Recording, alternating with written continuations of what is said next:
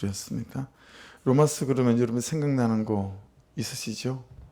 예, 설교 중에도 잠깐 나누겠습니다만 이신칭이 오직 구원은 믿음으로 받는다 라고 하는 거, 이게 그냥 세상을 뒤엎은 말씀이에요. 세상을 뒤집어 엎었어요.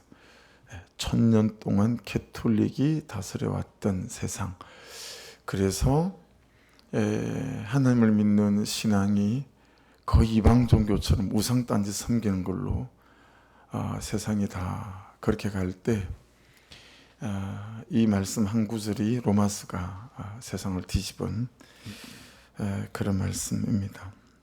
그래서 2절 중심으로 좀 로마서 말씀을 좀 보십시다. 그 2절을 다시 보십시오. 이 복음은 하나님이 선지자들을 통하여 그의 아들에 관하여 성경에 미리 약속하신 것이라. 자, 우리 한번 인사할까요? 우리는 별스럽지 않게 그때 감동이 막 있어서, 그때가 몇 월 달인지 여러분 기억하세요? 당신에게 기적이 일어날 것입니다. 근데 유튜브로 설교 듣는 분들은 그걸 되게 많이 인상 깊게, 그래서 이렇게 혹시 카톡을 보내시거나 통화를 하시는 분들은 그 얘기를 많이 하셔가지고, 자, 우리 인사하시면서 당신에게 기적이 일어날 것입니다.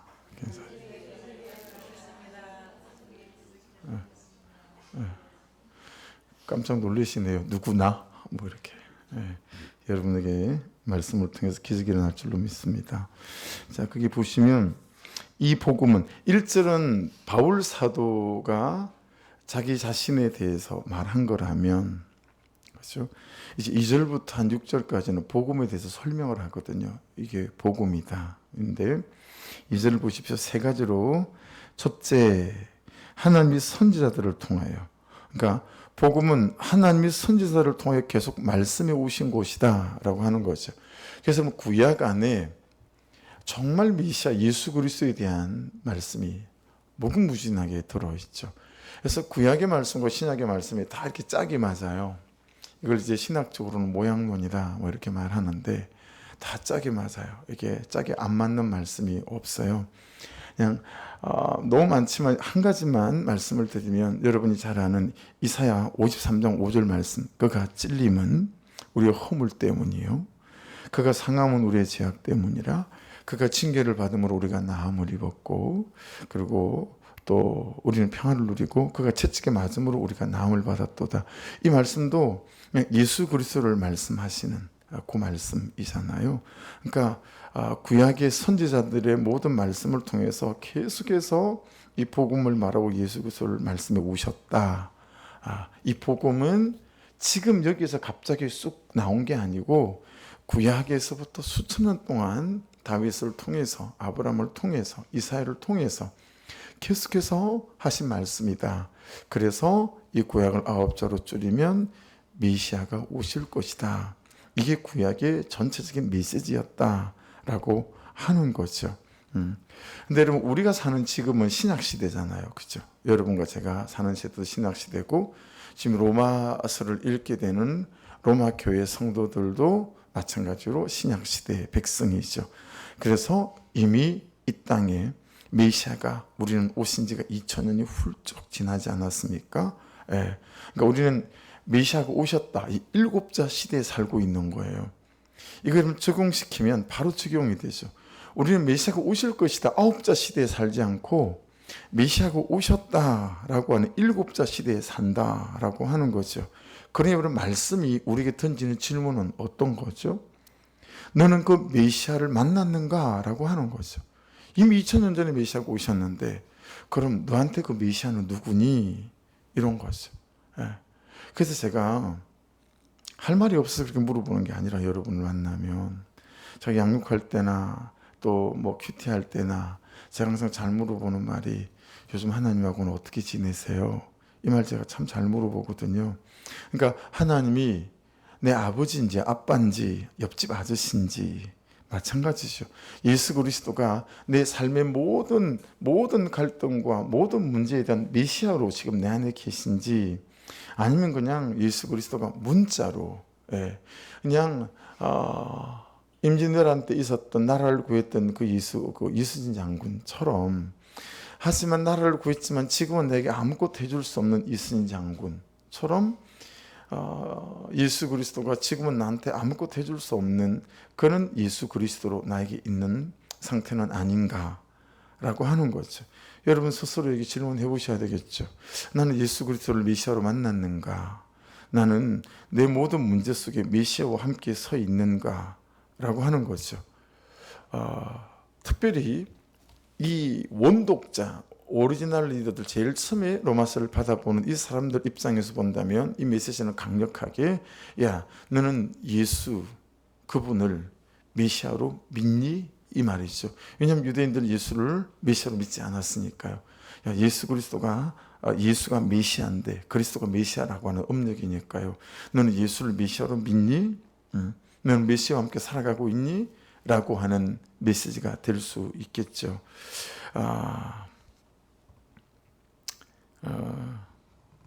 오랜만에 제가 좀 그래도 맨날 3일만 하다가 이제 금식하는 게 힘들어서 조금 길게 해야 되겠다 뭐 그런 생각을 가지고 금식을 하잖아요. 근데 정말 깨닫는 게 있어요. 정말 깨닫는 게 있는 게 뭐냐면 교회 이전을 위해서 뭐 기도하고 이게 먼저가 아니구나. 성도들이 여름 수련회 복음을 다 만나는 거 이게 먼저가 아니구나. 이게 하나도 중요하지 않더라고요.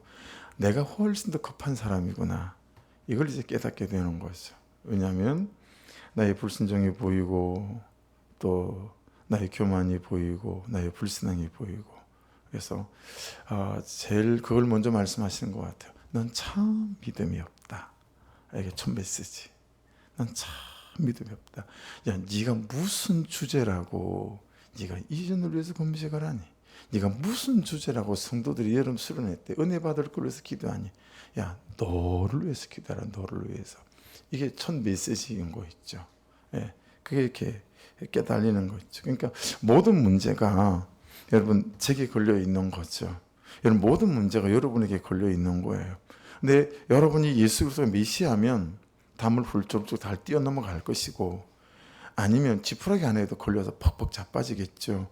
그러니까 여러분 틀림없습니다. 틀림없습니다. 전 항상 그렇게 생각해요. 그리고 은혜가 있을 때마다 이게 정말 진리다 생각해요. 교회 부흥의 모든 걸림돌은 정말 목사 자신이거든요. 다른 데 누구한테 있지가 않아요. 그게 또 하나님 앞에 머물면서 또 다시 실감이 나는 거죠. 그러니 여러분 우리는 항상 다른 것이 문제다라고 생각하는 것 같아요. 그렇지가 않다. 현실이 문제고 돈이 문제고 지나간 내 과거의 상처나 뭐 이런 게 문제고 아니면 이 갈등이나 이 다툼이 문제고 아니면 그 사람이 문제고 근데 말씀은 그렇게 말씀하지 않는 것이죠. 굉장히 단순하고 명쾌해요. 네가 문제다라고 하는 거죠. 그리고 하나님은 그런 너를 살리기 위해서 메시아를 보내셨다. 너는 메시아 7자 시대에 살고 있으니 너는 항상 메시아를 구하니 메시아를 요청하니 그 메시아와 함께 네 인생을 걸음에 걸어가려고 하니 주일 설교로 치자면 너의 인생의 이런저런 문제들 등에 들쳐오고 다급하게 메시아이신 예수 그리스도 앞에 뛰어가고 있니? 뭐 이런 거겠죠. 그러니까 여러분 삶의 수고와 무게를 나 혼자 짊어지고 있다면 우리가 무슨 방법이 있겠어요? 이 삶의 무게나 수고를 짊어지고 메시아이신 예수께 이제 가야 된다라고 하는 거죠. 그래서 이사야 40장 31절을 새 번역은 이렇게 번역을 했어요. 오직 주님을 소망으로 삼는 사람은 새 힘을 얻으리니 할렐루야. 독수리가 날개를 치며 솟아오르듯이 올라갈 것이요 뛰어도 지치지 않으며 걸어도 피곤치 않을 것이다. 그렇게 말씀하고 있습니다. 그러니 여러분 이 첫 번째 복음이 뭐다라고 말씀하시는 것처럼 여러분 구약 시대부터 계속 메시아가 오실 것이다 말씀하신 이 복음 이 우리는 신약 시대의 7자 시대에 살고 있기에 이 메시아에게 항상 달려가시는 은혜가 있는 저와 여러분 될 수 있기를 주의 이름으로 축복합니다. 질문해 보셔야 합니다. 나는 메시아를 만났는가? 나는 메시아에게 달려가는 사람인가? 라고 하는 거죠. 두 번째는 오늘 2절을 보시면 복음은 그의 아들에 관한 것이다. 그렇게 말씀하세요. 복음은 그의 아들에 관한 것이다. 여러분 성경학자들이 이제 로마서를 말할 때 어떤 말이 있냐면, 책으로 본다면 이제 이게 신학을 공부할 때는 이걸 이제 책 이렇게 표현을 자주 해요. 그러니까 만일에 로마서를 로마서 책이라고 만일에 본다면 이게 굉장히 위험한 책이다. 이제 이런 식으로 표현을 합니다. 로마서는 굉장히 위험한 책이다. 왜 그렇게 말하냐면 성경 안에 있는 사람만 해도 너무 많고요. 그리고 성경과 교회사에서도 있는 사람들이 정말 많아요. 로마서가 왜 위험한 책인지를 설명해 주는 아버지, 오늘부터 아버지 재산, 아버지 배경 다 포기하려 합니다. 바울의 아버지가, 그때는 사울이죠. 사울의 아버지가 아들 사울이 자신을 찾아와서 아버지, 내 아버지 재산 다 포기하려 합니다. 내 아버지 재산 단돈 100원도 내 안 가져갑니다. 어떻게 먹고 살래? 저 오늘부터 텐트 만들어서 가서 텐트 팔면서, 이 바울 사도가 만들었던 텐트는 이렇게 좀 싼 텐트는 아니고요. 좀 부자들이 살 수 있을 만한 되게 좀 부가치가 있는 그런 텐트였다고 해요. 그래서 한 달에 한 두세 개 팔면 그냥 먹고 이렇게 자비랑으로 승계할 수 있을 만한 그런 텐트였다라고 보는 견해들이 좀 많이 있거든요. 저 텐트 팔아서 먹고 살 거예요. 여러분 생각해 보세요. 아버지가 되게 부자예요. 직원이 한 200~300명 있는 중소기업 사장쯤 된단 말이에요. 근데 어느 날 사울이 오더니 단돈 100원도 아버지 거 안 가져가겠다라는 거예요. 그리고 나 텐트 만들어 팔면서 내가 주님을 위해서 살겠습니다. 여러분 아버지 입장에서 정신 차리라 이놈아. 너 도대체 무슨 일이 있었던 거냐 너한테. 그러지 않았겠어요? 사내들인 공의 의장을 찾아가 가지고 사울이, 의장님 저 오늘부터 사내들인 공의 의원 안 할랍니다. 야 미친놈아, 그러지 않았겠어요? 이 사내들인 공의 의원이 어떤 자격인지 다 알지 않냐? 근데 이걸 내려놓다니 무슨 소리야. 너 정신 차려. 여러분 얼마나 사울의 아버지가 아들이 혹시 정신이 어떻게 됐는지, 사내들인 공의 의장이 얘가 뭘 잘못 먹었나, 무슨 일이 일어난 건가, 얼마나 여러분 궁금했겠어요. 그러지 않았겠어요? 여러분 사울의 아버지 입장에서는 가문의 영광이고, 그리고 가문을 일으킬 이름 그대로 희망이었던 이 아들이 정말 그렇게 됐거든요. 근데 하루아침에 뭔지 모르지만 그것 때문에 아들을 베려버린 거예요. 여러분, 이게 얼마나 위험한 복음입니까? 아들이 왜 그렇게 됐는지 얼마나 궁금했겠습니까? 근데 따져 들어가 보니까 다메섹에 그리스인 잡으러 가다가 그 도중에서 뭔 일이 일어났던 거예요. 여러분 같이 있었던 사람들이 있었으니까, 아나니아가 검은 데서까지 와서 안수기도 했으니까, 본 사람이 많으니까 그 얘기를 아버지가 다 듣지 않았겠어요? 세상 천지 이보다 더 위험한 게 없구나, 이런 생각할 수 있지 않겠어요? 네, 그렇죠? 그러니 우리 둘째 형님도 제가 이해가 되지 않는 거예요. 네. 우리 둘째 형이 수재라고 소문났던, 천재라고 소문났던 사람이거든요. 오죽하면 중학교 들어갈 때 1등으로 못 들어갔어요. 그러니까 학교에서 찾아왔어요. 교장선생님하고 담임선생님하고. 남기종이가 고성중학교에 1등으로 못 들어갔다고. 그래 다음에 1등으로 들여보내자고. 1년을 꿀린 사람이에요. 1년을 꿀려가 그 다음에 1등으로 들어갔어요, 형님이. 마고 그러면 여러분, 제 나이 때로부터 위에 있는 나이 때는 전국에서 알아주는 데가 마산고등학교 아닙니까? 예. 그 마산고등학교 여러분 막 3등씩 들어가고 한 분이란 말이에요. 그런 형님이 전 그때는 고등학교도 검정고시로 겨우 졸업해가지고요, 세상 속된 편으로 말하면 노가다하고 있었어요. 근데 형님 학교에 찾아가면 제 손목을 딱 붙잡고요, 글을 형님이 아니거든요. 우리 식구들이 다 알아요. 같이 있어봐야 말 한두 마디를 잘 안 하는 형님인데 제 손목을 잡고 제가 뭐라고 온 교사 선생님들한테 일일이 저를 소개시키는 거예요. 교감 선생님일 때. 우리 동생이라고. 제 막내 동생이라고. 그러더니요, 제가 신학을 하고 그러고 나니까 세상 여기 입당할 때 와가지고 옥상 올라가가지고 가족 모임하는데 없어서 막내 누나가 찾으러 올라갔더니 저 하단에 올라서가지고 저쪽 금천 쪽으로 쳐다보면서 담배를 피시면서, 야 쟤는 목사 언제 그만둔대냐? 그랬을 정도니 여러분 우리 형님 볼 때도 내가 헷가닥한 거예요. 이 너무 위험한 거예요 복음이. 예수 그리스도가 뭔지는 모르겠지만 우리 막내 동생 인생을 망쳐놓은 거예요. 그러니까 빨리 이걸 그만두고 얘가 정신이 되돌아와야 인생이 필 것 같으니까 야 목사 언제 그만둔다니? 어이가 없는 거예요. 한심하게 이럴 데가 없는 거예요. 저를 볼 때. 여러분 예수를 믿는다, 예수를 만났다 하는 일은 그런 것이었다라는 거예요. 여러분은 예수를 믿는데 여러분에게 그런 것입니까? 복음이 끓고 난 물도 아닌데 우리 안에 계속 예수가 식어가는 거예요. 그들의 운명을 바꾼 위험한 복음, 그들의 인생을 뒤집어 엎어버린 이 위험한 예수 그리스도. 근데 이 시대는 그런 사람을 찾기가 쉽지 않잖아요. 여러분 주변에 여러분 복음은 정말 위험한 거야 싶은 사람이 있습니까? 예수 그리스도는 정말 위험한 거야 그렇게 보이는 사람이 있습니까? 여러분 예수 그리스도가 변한 걸까요? 아니면 우리가 변한 걸까요? 2001년 이거 우리 성도 중에는 몇 번 들으면 100번일 수 있는 얘기지만 2001년 1월 제가 1월 텀에 제주열방대학 DTS 훈련과정에 들어갔었거든요. 열방대학 수료식을 하는데 6개월이 지나서 그날은 가족들을 요즘 이게 없었다고 하더라고요. 제가 할 때만 해도 가족들을 다 초청했어요.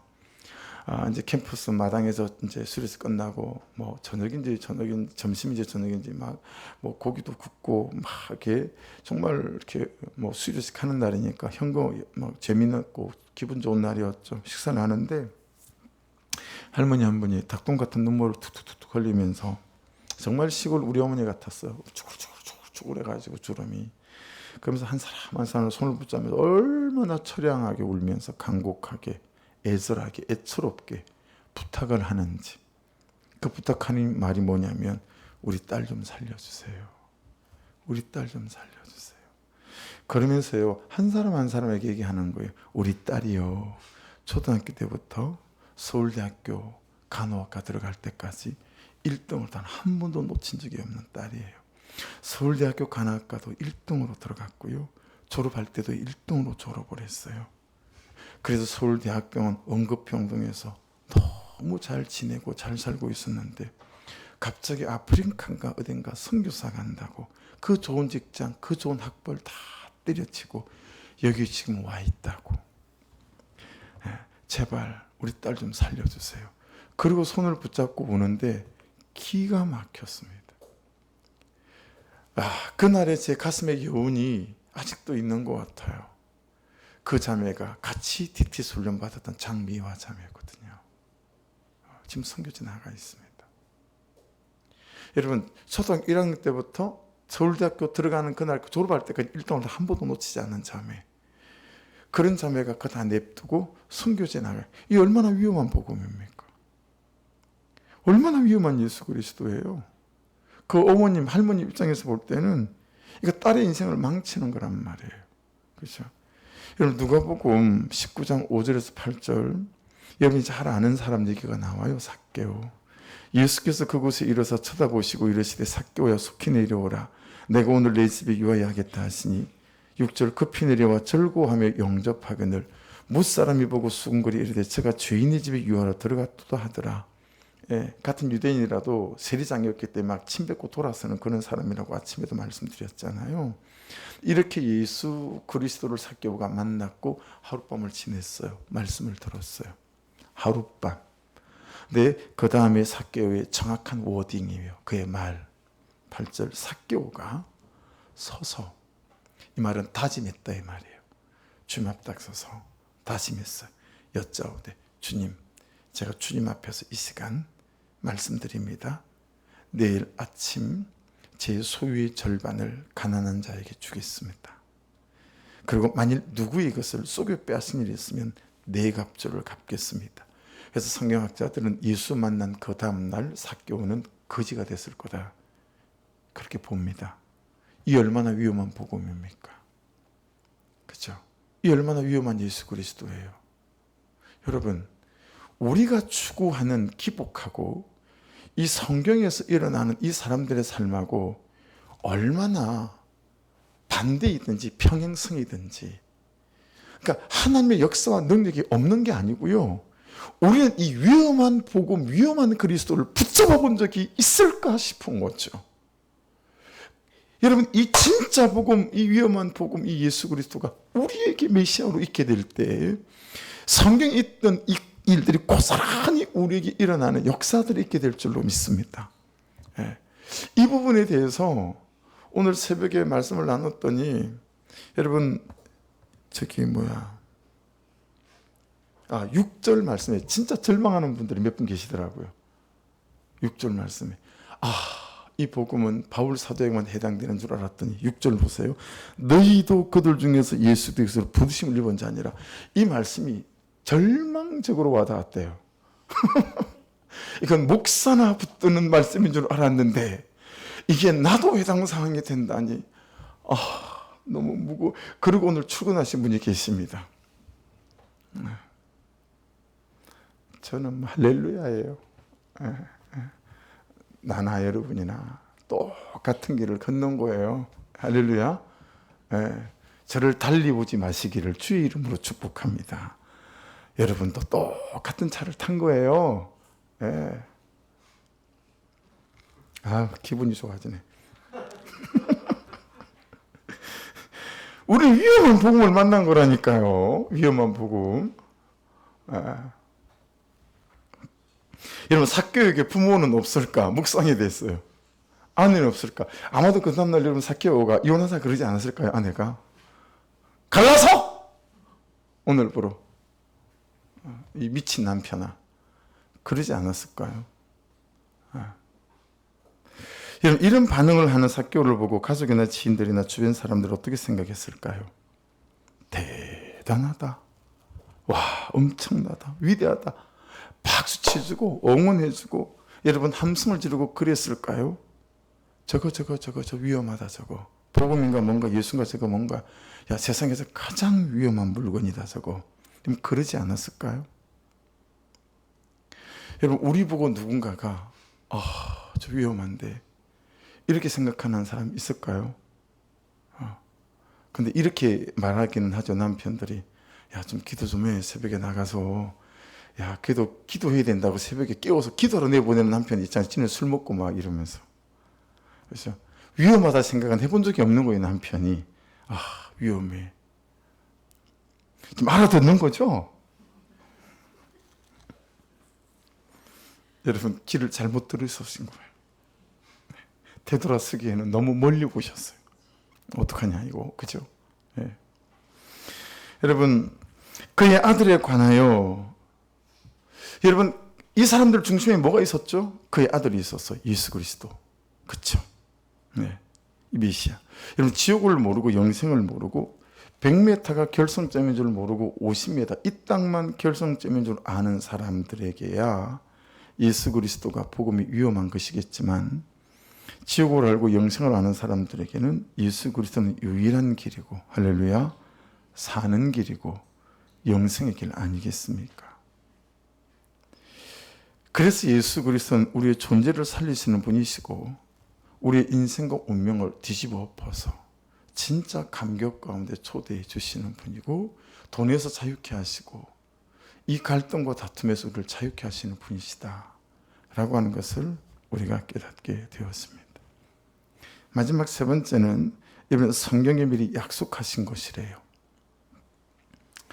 그의 아들 예수 그리스도 메시아, 이게 성경에 미리 약속한 거래요. 자, 여러분, 약속한 거다라고 하는 거죠. 무슨 의미예요? 약속을 했으면 어떻게 해야 되죠? 기다려야 되죠. 기다리려면 뭐가 있어야 되죠? 믿음이 있어야 되죠. 그렇죠?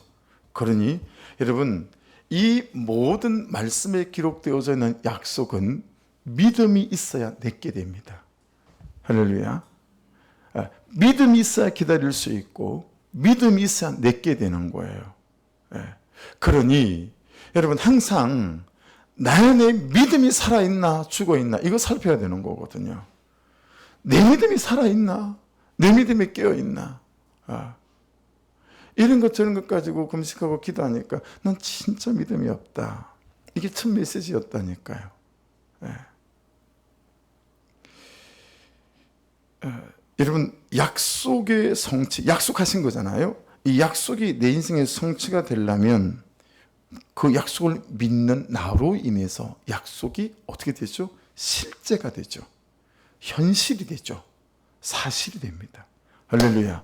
그러니 여러분, 이 말씀에 대한 믿음을 달라고 기도하는 저와 여러분들이 되어야 돼요. 그래서 믿음이 있으면 이 약속들이 저와 여러분에게 어김없이 사실되고 실제가 되어지는 역사가 나타나게 될 줄 믿습니다. 말씀의 성취는 그 말씀을 믿는 나로 인해 실제가 되고 사실이 되고 현실이 된다라고 하는 거죠. 그러니 저 여자는 안 변할 거야. 안 변합니다. 저 여자는 변할 거다. 그러면 변합니다. 이 현실은 안 변할 거야. 그럼 안 변하겠죠. 이 현실은 변한다라는 믿음을 가지고 그럼 이 현실을 감당할 수 있는 내가 변하든가 진짜 이 현실이 변하든가 할렐루야. 그런 역사들이 우리에게 시작될 줄로 믿습니다. 여러분 창세기 3장 15절은 다 아시죠? 이걸 이제 원시복음, 처음 복음 이렇게 말하는데 들어보세요. 내가 너로 여자와 원수가 되게 하고 내가는 하나님이죠. 너는 뱀이고 사단이고 여자는 마리아를 말하는 거예요. 원수가 되게 하고 내 후손도 여자의 후손과 원수가 되게 하리니 여자의 후손은 예수 그리스도죠. 그래서 여러분 다 계보를 따질 때 남자의 계보를 따지잖아요. 성경이.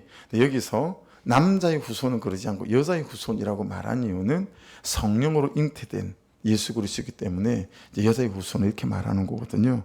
여자의 후손은 예수 그리스도는 내 머리를 상하게 할 것이요 너는 그의 발꿈치를 상하게 할 것이니라 했어요. 여기서부터 이제 예수 그리스도가 이미 이기셨다. 원시복음이다.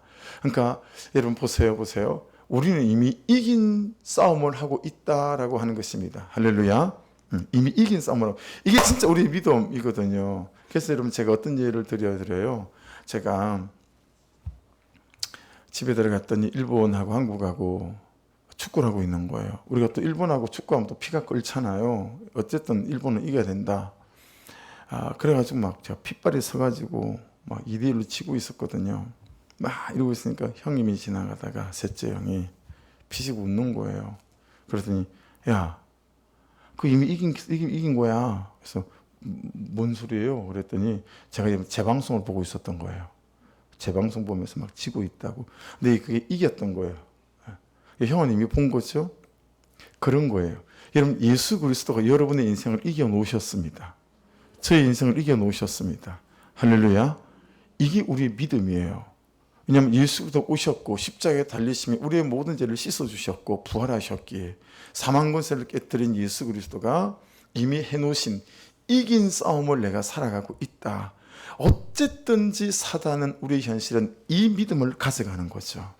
이 믿음을 희석시키고 희미하게 만드는 거죠. 그러니 여러분 항상 자기 가슴에게 선포하십시오. 나는 이미 이긴 싸움, 이긴 삶을 살아가고 있는 사람이다 라고 하는 거죠. 할렐루야. 이게 계속 내 안에 살아 역사해야 됩니다. 살아 역사해야 됩니다. 안 그러니까 맨날 현실에 주눅이 들고, 그죠? 막 거기에 열등감에, 비교감에 막 정신을 못 차린 거예요. 아니에요. 야, 너 정신 차리고 예수 믿어야 된다. 너 정신 차리고. 넌 이미 이긴 싸움을 하고 있는 거다. 예수 그리스도 안에서. 이렇게 나를 흔들어 깨워야 된다. 라고 하는 거죠. 그래서 여러분의 2절이란다. 이제 이걸 안 펴놓으셨으니까 창세기 3장 15절이라면 이게 내 머리 이거 같은 제가 잘 하는 표현으로 말한다면 가로 열고 우리가 집어넣어야 될 게 이게 많다라고 하는 거죠. 우리의 불순종, 우리의 불신앙, 우리의 갈등, 우리의 다툼 이런 거 다 집어넣고 가로 닫고 그렇죠. 그 모든 머리를 예수께서 상하게 하셨다라고 하는 거죠. 이미 이겨 놓으셨다라고 하는 거죠. 예. 그래서 성 어거스틴이라고 하는 그 앞에 성이 붙었잖아요. 예. 이분의 참회록이라고 하는 것은 고백록이라고 하는데, 만일에 성경 66권에 성경 한 권을 더 붙여서 67권을 만든다라고 한다면 성 어거스틴의 참여록을 붙여야 된다라고 하는 말에 성경학자들이 이의가 없습니다. 그 정도로 성 어거스틴의 참여록은 정말 지대한 영향을 끼친 고전 중에 고전이거든요. 근데 여러분, 이 성 어거스틴이 10대 때부터 개망난이었어요. 굉장히 똑똑했던 사람이라고 알려져 있고, 그런데 지대한 영향을 끼쳤던 분인데 이단에도 빠지고요. 그냥 사창가를 자기 안방 드나들듯이 드나들었던 그런 사람이고, 그래서 사생아도 낳았어요. 사생아도 놓고.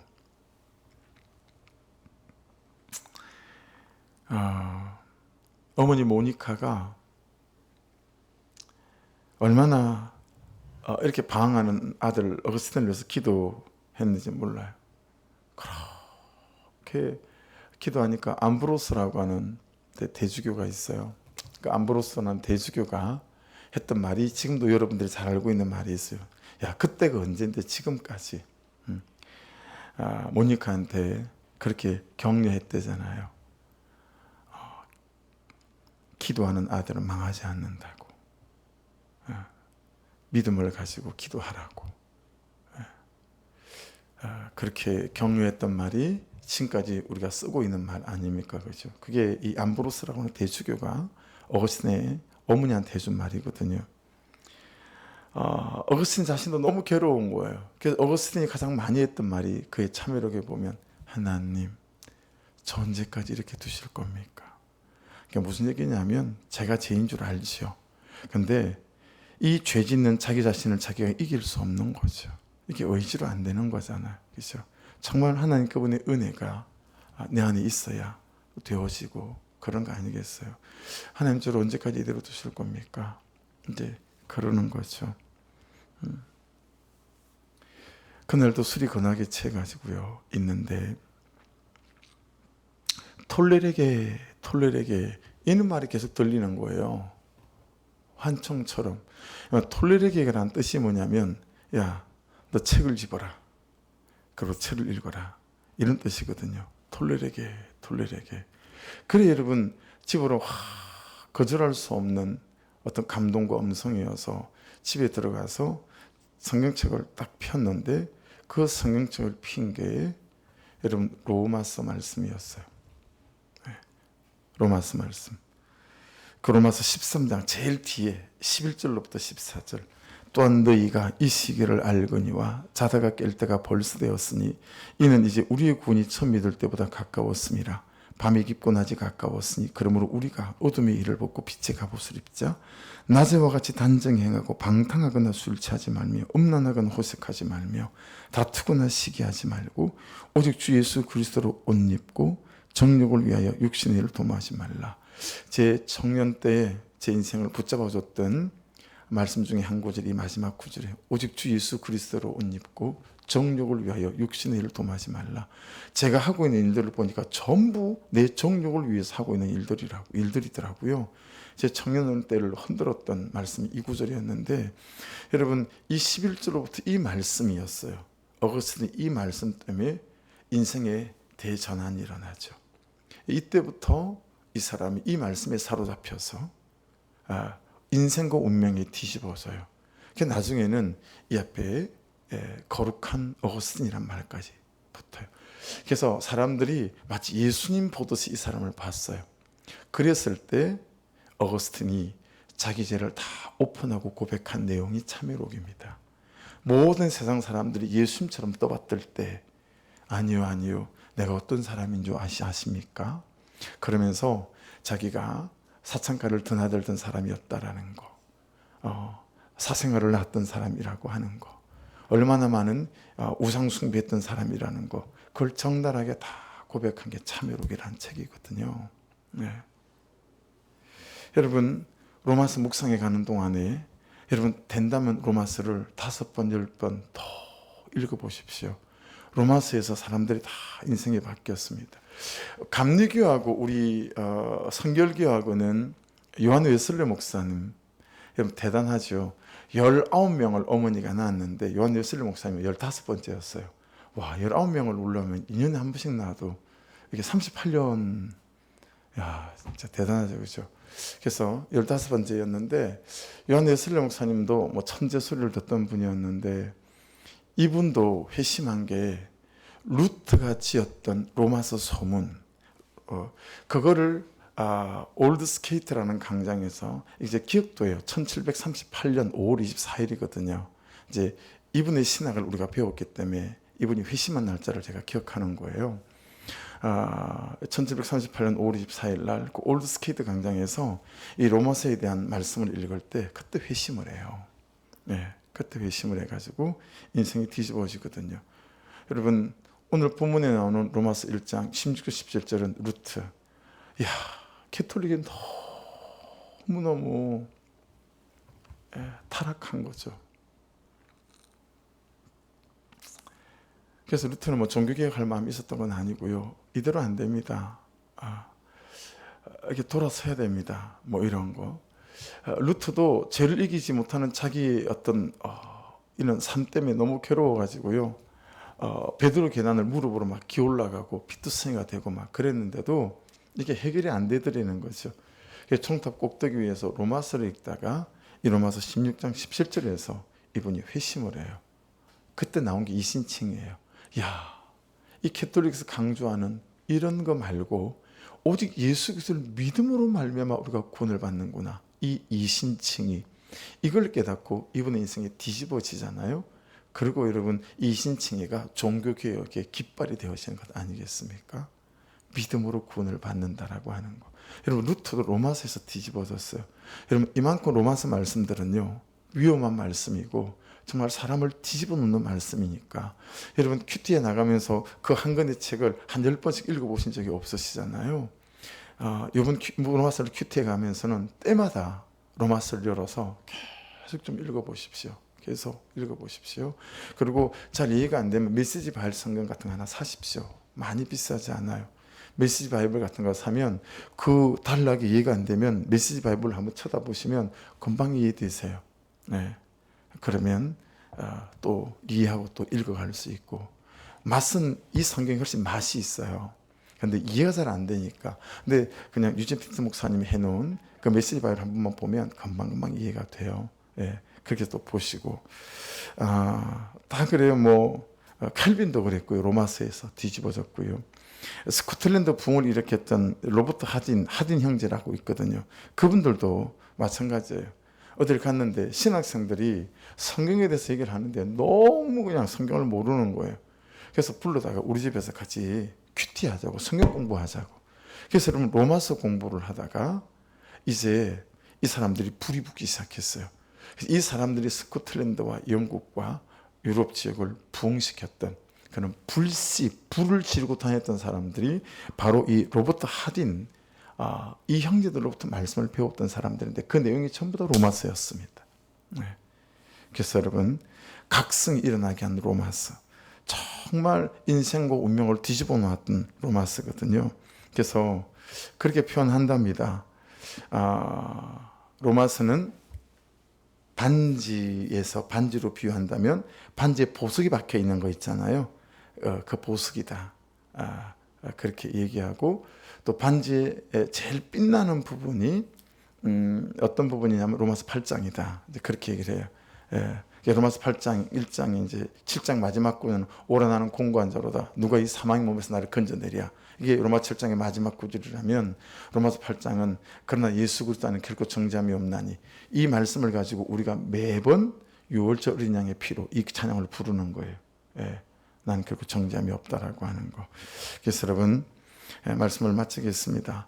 로마서를 큐티해 가면서 이 위험한 복음, 정말 인생과 존재를 뒤집어 놓는 이 복음, 메시아이신 예수 그리스도가 여러분, 이 로마서를 큐티에 묵상해 가면서 정말 우리의 심령에 오셔서 우리의 존재와 인생과 가치관과 세계관들을 뒤집어 놓으셔서 다른 사람들이 여러분을 쳐다보시면서 사울의 아버지가 사울을 쳐다보든 산헤드린 의장이 사울을 쳐다보듯, 마치 삭개오의 아내와 그의 부모가 그의 친구들이 삭개오를 쳐다보듯, 여러분, 우리에게 이 말씀으로 메시아로 말미암아 여러분 정말 운명적으로다가 인생적으로다가 뒤집어져서 우리를 통해서 하나님 그분께서 영혼을 세우고 그분의 그리스도의 계절로 만들어가는 이 인생을 누려가는 은혜가 있기를 주의 이름으로 축복합니다. 기도하겠습니다. 우리 찬송하고 자유롭게 기도하십시다. 이번 주간만 제가 좀 안수기도를 빼고 다음 주부터 다시 좀 하겠습니다. 네. 그곳에서 기도드리네 반주해 주실래요? 이 찬양하고 우리 자유롭게 기도하겠습니다.